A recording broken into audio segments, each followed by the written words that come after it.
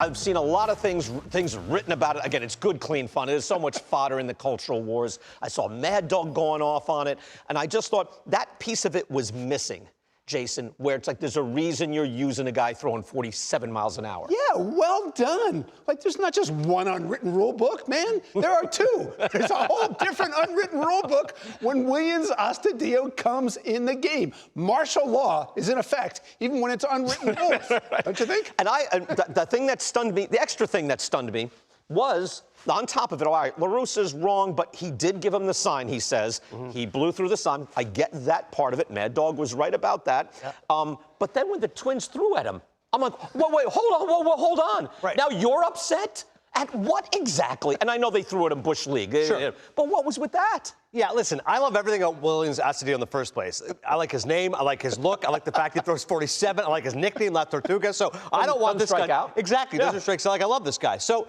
I'm with you, BK. I'm like, listen, you're using him, as you point out, for resources. So what's the big deal? Yermín Mercedes took him deep, like, all good. So the throwing at him, it almost felt like we're doing this because it's an unwritten rule, even though our heart really isn't in it. But the La Russa stuff is unbelievable. I mean, whether it's Napoleon, whether it's General Patton, your leader always stands by his troops. And La Russa's gone, nah, you know what? I'm not with these guys. I actually agree with you guys over there. And then the next day after they threw behind him, said, no, I have no problem with the Twins. You know, they handled it the right way. Handled it the right way.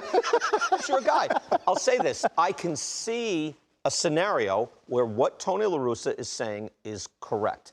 And it is the adult in the room in the dugout, and that's the way you're supposed to behave. Sure. Don't show them up. Good sports. If there's a AAA pitcher out there, and the Twins have gone through 7 guys, 6 guys, and there's a AAA guy out there, he's out there, he's getting hammered, there's 7 runs in, it's an embarrassment. You know the kid's going to be cut the next day. Sure. And the other part of it, and this is where Mad Dog was right too, the Twins are seen dead and buried. They're so shot. If they're down, why would you antagonize them in any way? Let them lie there and just take their loss, right? Yeah. So you don't want to stir them up.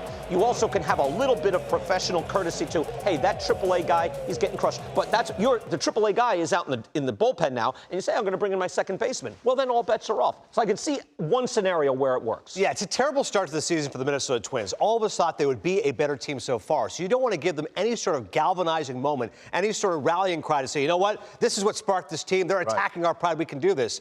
And I hear you. On a general level of sportsmanship, you're up by 11 runs, but this isn't about run differential. I mean, there's a reason Astudillo is in the game, as you pointed out. So I really don't understand. They don't have a leg to stand on. I really think it is. I remember when the Yankees got up 3-0 on the Red Sox, the famous, comeback that later happened. Yeah. In Game 3, the Yankees were pummeling the Red Sox, and at a certain point, they were in the dugout. And you can't help it. They were going to shots of the Yankee dugout, and you had to think somewhere the Red Sox were thinking, they're laughing at us. I mean, they're laughing. So I know Tony La Russa's thinking, don't give them a reason to look over here, and we're laughing at them.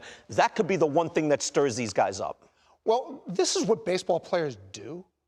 They look for fuel. You need it to get through this season. But I think we're looking for stuff that isn't there. Tony was looking for stuff that isn't there. Yeah. I have a tremendous amount of respect for Tony La Russa. He's had a Hall of Fame career. He spent years in the game thinking this is the way things are done. But this, to me, is where 9 years out of the clubhouse and dugout shows up. Like, think of the way the culture has changed, especially in this area, in those 9 years. Now he's managing the ultimate let the kids play team. So let them play. Don't be the Chief Justice of the unwritten rules Supreme Court. Look at that. I want you to go back to Tuesday. I believe it was Tuesday. We were on the air. It had happened the night before. The La Russa comments hadn't come out. Here's how we treated it on the show that day, just reacting to it normally. Dave Valley was on the show with us.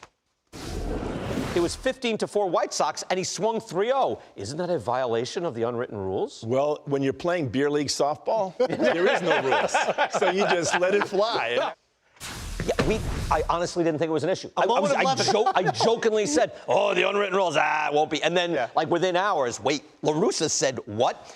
You know what it reminds me of? And there's another thing. And Mad Dog went on this great rant. I miss Mad Dog already because he's on the other side. A lot of compliments for Mad Dog. He's talking Vince Lombardi and all this stuff.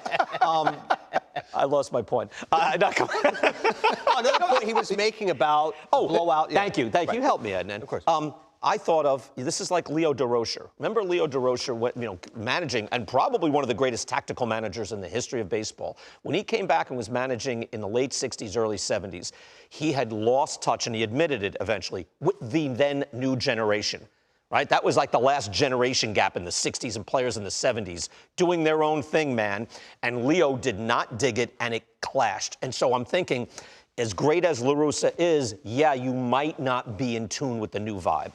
This has always been the biggest question about bringing Tony La Russa back to manage in this day and age with this team. And I think specifically of this player. Yeah. I mean, think of the Yermín Mercedes saga. What has gotten in his way? People have never known what to make of his whole personality, right? The way he does things out there.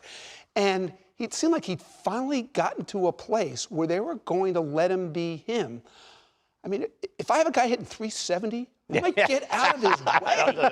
It almost felt like Tony made an issue where none existed. You should go at some point and say, hey, Skip, by the way, I'm your best hitter. I don't know, I'm just throwing it in there. Like, at present,